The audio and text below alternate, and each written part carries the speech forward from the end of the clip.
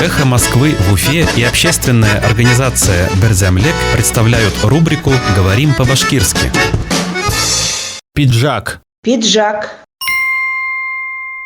Пузан в пиджаке. Пиджактагы корхаклы. Пузан в пиджаке. Пиджактагы корхаклы.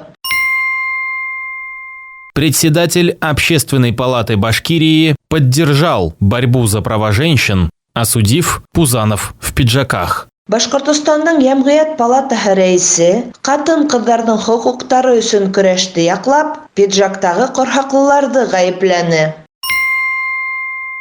Председатель Общественной палаты Башкирии поддержал борьбу за права женщин, осудив пузанов в пиджаках. Башкортостанның Ямгыят палатаһы рәисе катын-кызларның хокуктары өчен көрәште яклап, пиджактагы корхаклыларды гаепләне. «Эхо Москвы» в Уфе и общественная организация «Берзямлек» представляют рубрику «Говорим по-башкирски».